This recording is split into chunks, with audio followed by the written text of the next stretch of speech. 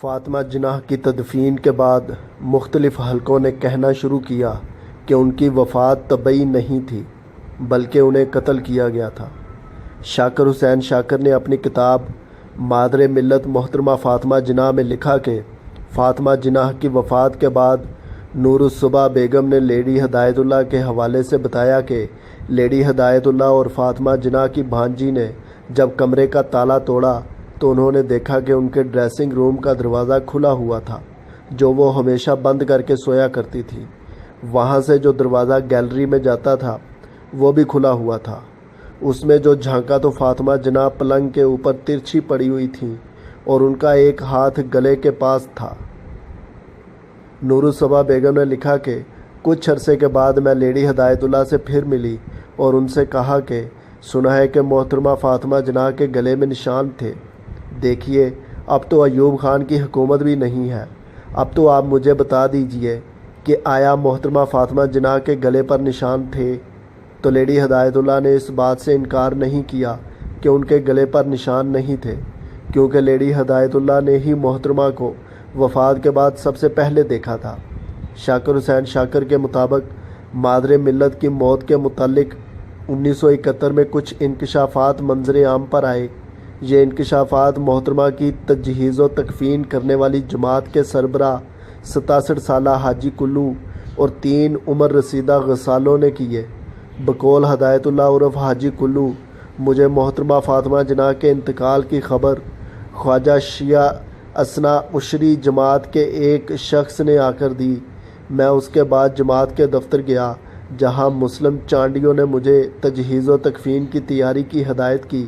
تینوں غسال فاطمہ سید، فاطمہ قاسم اور فاطمہ بائی بچوں اس خوابگاہ میں چلی گئیں جہاں مادر ملت کی لاش پڑی ہوئی تھی۔ غسل کے دوران غسالوں نے دیکھا کہ محترمہ کے جسم پر گہرے زخم ہیں اور جگہ جگہ چوٹوں کے نشان ہیں۔ ہم خاموشی سے اپنا کام کرتے رہے۔ غسالوں نے محترمہ کے جسم پر نشانات اور گہرے زخم دیکھ کر احتجاج کرنا چاہا اور معاملے کی نوعیت معلوم کرنے کے لیے زبان کھولی، لیکن کچھ لوگوں نے کہا کہ اس معاملے پر خاموشی اختیار کی جائے۔ حاجی کلو کا کہنا ہے کہ صبح کسی نے بتایا کہ مجھ سے پہلے کئی لوگ لاش دیکھ چکے ہیں، جن میں ڈاکٹر واجد اور جناب اصفہانی بھی شامل تھے، کچھ بیگمات بھی شامل تھیں۔ میں خاموش ہو گیا کہ خدا جانے کیا مسئلہ ہے۔ بعد میں غسالہ فاطمہ سید نے مجھے بتایا کہ جب میں نے غسل کے لیے میت کا جائزہ لیا تو میری روح لرز گئی۔ مادر ملت کی گردن پر 4 انچ سے زائد لمبا زخم تھا جس پر ٹانکے لگے ہوئے تھے۔ ان کے گھٹنے پر زخم تھا، دایاں رخسار سوجا ہوا تھا اور جسم نیلا ہو کر اکڑ گیا تھا۔ ان کی چادر اور لباس خون میں لت پت تھی اور خون کے خشک دھبوں سے کپڑا سخت ہو گیا تھا۔ میں نے محترمہ کے جسم پر زخموں کے بارے میں منہ کھولنا چاہا لیکن مجھے منع کر دیا گیا۔ خون آلود کپڑے میں اپنے ساتھ اجازت سے گھر لے آئی تھی۔ 1 سال تک میرے پاس رہے۔ جب سڑنے لگے تو میں نے ان کو اپنے گھر کے پاس پلاسٹک کی تھیلی میں دفن کر دیا۔ میں یہ کپڑے لائی تو مجھے جماعت کے لوگوں نے مجھے خوف دلایا کہ میں ان کا کسی سے تذکرہ نہ کروں۔ میں خوف زدہ تھی۔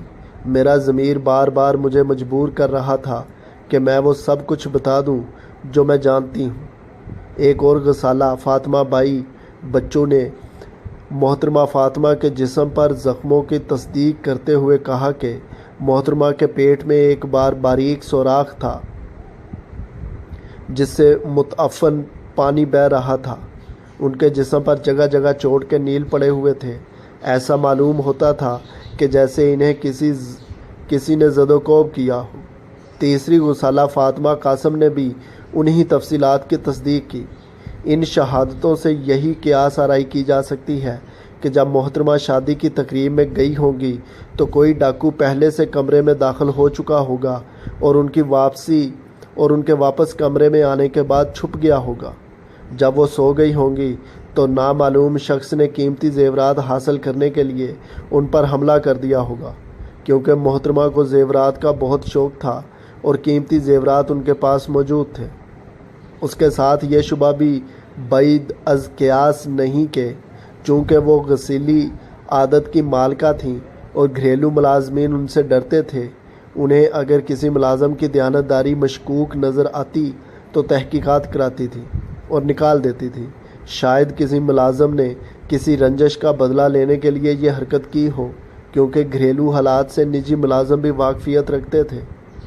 نورالصباح بیگم نے لکھا کہ جب لیڈی ہدایت اللہ واپس قصر فاطمہ پہنچی اور کمرے کے نہ کھلنے پر پریشان تھی تو ایک نوکر آیا جو فاطمہ جناح نے کچھ دن پہلے نکال دیا تھا، اور اس نے لیڈی ہدایت اللہ سے کہا کہ میرے پاس ایک چابی ہے، شاید یہ تالے کو لگ جائے۔ نوکر نے چابی دی، وہ چابی دروازے میں لگ گئی، جس کے بعد لیڈی ہدایت اللہ نے تالا جو کہ جوں کا تو دوبارہ بند کر دیا اور چابی اسی نوکر کو دے دی۔ میں نے لیڈی ہدایت اللہ سے بعد میں ایک ملاقات کے دوران پوچھا کہ سنا ہے کہ بعد میں وہ نوکر بھی غائب ہو گیا تھا، تو انہوں نے کہا ہاں، وہ نوکر پھر نہیں آیا۔